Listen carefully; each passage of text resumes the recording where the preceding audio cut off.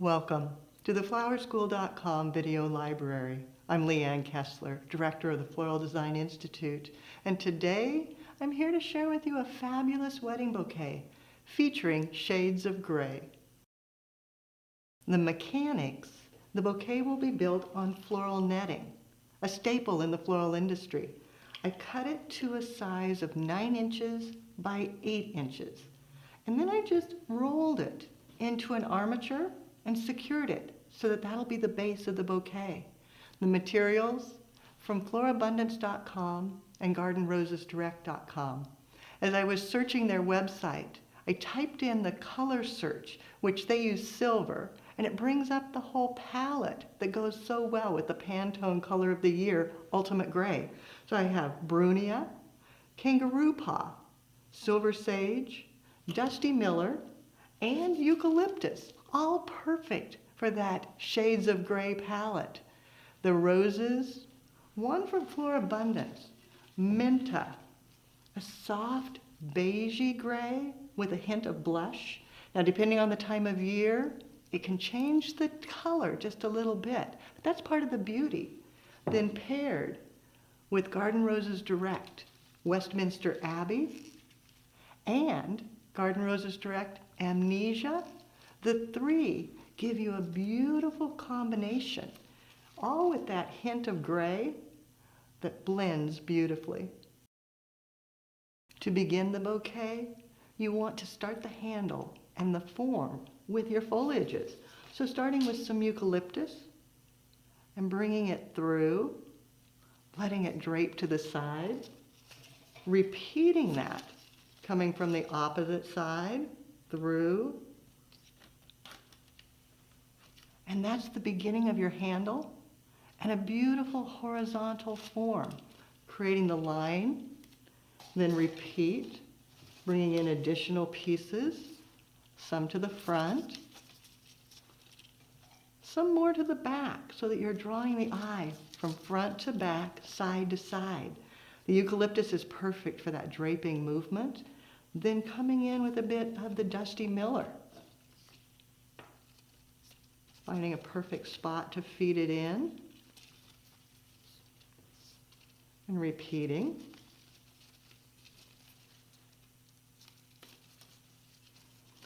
And as you work, you begin concealing the overall armature. You can bring some down through the top, getting a little fullness begun. You can pull from the bottom, insert through in the top, do both. Give it a twist to get the face looking to the front. Then going back, once you have your form begun and the handle is established, then you can go back and start adding your roses. The Amnesia, Westminster Abbey,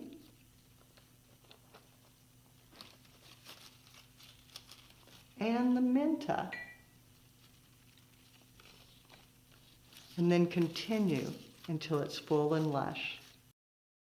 As you can see, the armature still shows front, back, bottom, but it won't when we're done. So you don't need to worry about that. Just go ahead and continue adding your roses, bringing them out to the side to elongate, feeding it through. You can always pull it.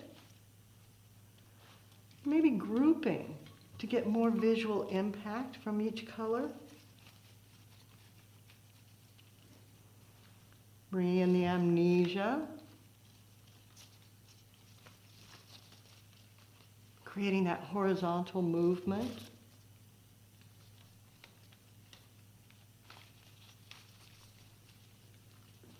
And the Westminster.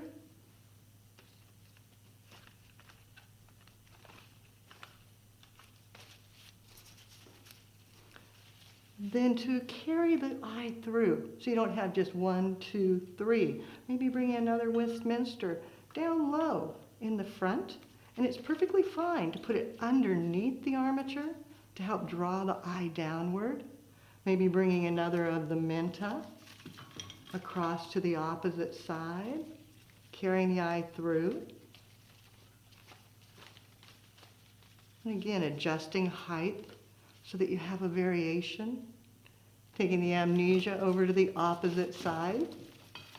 As you're working, if you stand in front of a mirror, that way you can see how it looks from the front and work from side to side, front to back, carrying the eye through. Now comes the fun part, adding in the ultimate gray. Some of the sage. The silver hue is so fabulous, and it can come out elongating the side even more. Pulling it through, tucking it in, and repeating.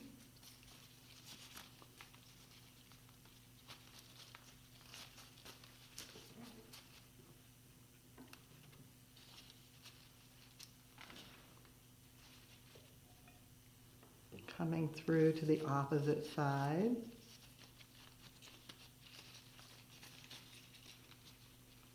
Adding in a bit of the brunia for a wonderful texture. And you can see the roses, once you add the gray, it brings out the gray base of their bloom. Coming in with the kangaroo paw. Each stem adding greater texture, greater contrast, and greater beauty. For an extra bit of lightness and a little bit of whimsy, feeding in some beautiful ultimate gray bunny tails, having them come in right through the center, leaving them a little taller, repeating, finding a hole to feed it through. It's always the challenge. There we go. Getting that lightness going on.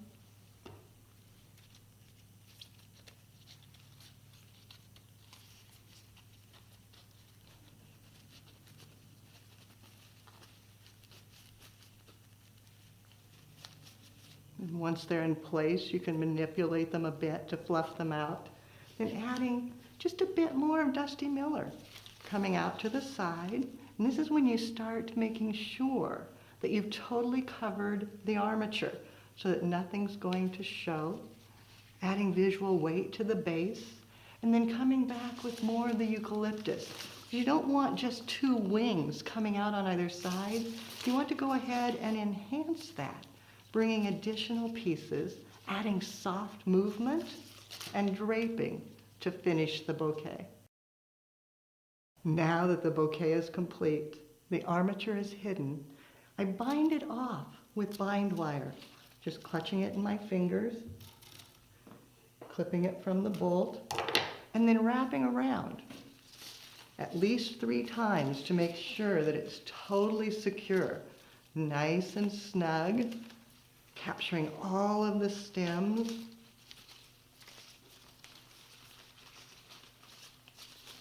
And then twisting it tightly, securing it in place. Then cutting the stems with a pruner.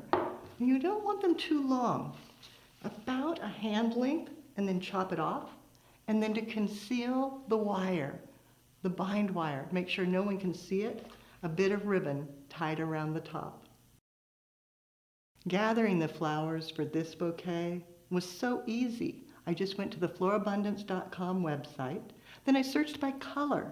I used silver, which gave me all these great gray hues. Then I went to the Garden Roses Direct site and looked for roses that coordinated. My recipe, I started with the eucalyptus and the Dusty Miller. Then I added 5 Westminster Abbey roses, 5 Amnesia roses, 9 of the Menta rose, then 10 each of the kangaroo paw, brunia, and silver sage. Lastly, I tucked in the bunny tails in clusters to create an amazing shades of gray bouquet. The moody hues have been so popular for weddings for quite a while now. And this year, with Pantone coming out with their colors of the year of ultimate gray and illumination, the gray is going to have even stronger impact And as you can see, it blends so well in a flower-friendly palette. You'll find more creative inspiration at our website, flowerschool.com. If you have questions, you can reach us through there or pick up the telephone and give us a call at 503-223-8089. Now it's your turn. What are you going to create, including that beautiful ultimate gray Pantone color of the year? Be sure to take a picture, post it on social media, and hashtag Floral Design Institute. That way we all can see what you do as you do something you love.